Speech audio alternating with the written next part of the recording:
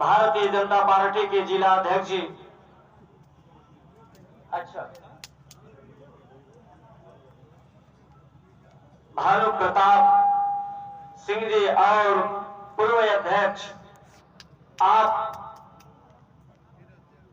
कृष्ण बिहारी राय जी, आप लोगों के आशीर्वाद से मैं बहुत बहुत धन्यवाद देता हूं। आप लोगों का एक गीत मैं प्रस्तुत करता हूं।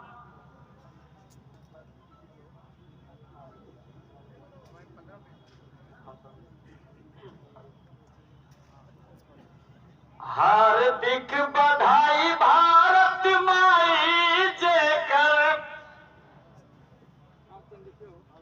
हार्दिक बधाई भारत माई जेकर, गरिमा बढ़ावई बाबू।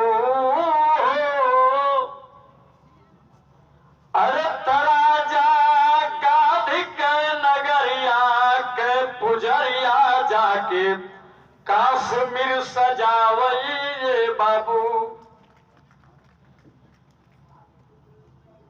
रहल विकास पुरुष सिन्हा स्वाभिमानी,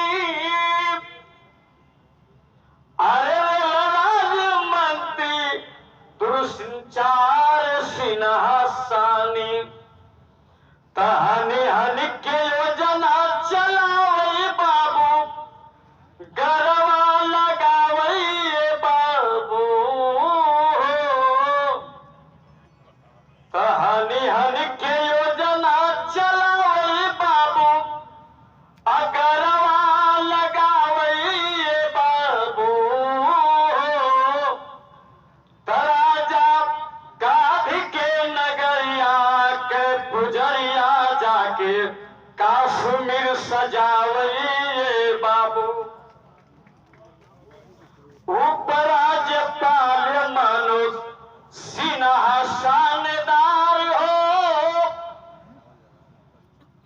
जम्मू कश्मीर के संभाल लिहल भार हो। त जम्मू कश्मीर कहीं बन के, अरे पीर के मिटावई बाबू। तराजा गाड़ के नगरिया के पुजरिया जाके काश्मीर सजावई बाबू।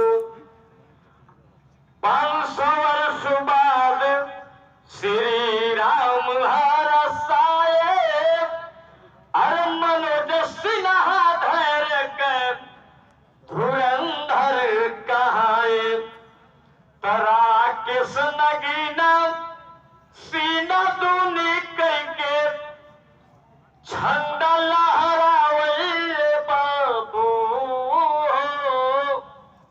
अरा किस नगीना सीना दूना कई झंडा लहरावई बाबू। तराजा गाधी के नगरिया के पुजरिया जाके काश्मीर सजावई बाबू। धन्यवाद।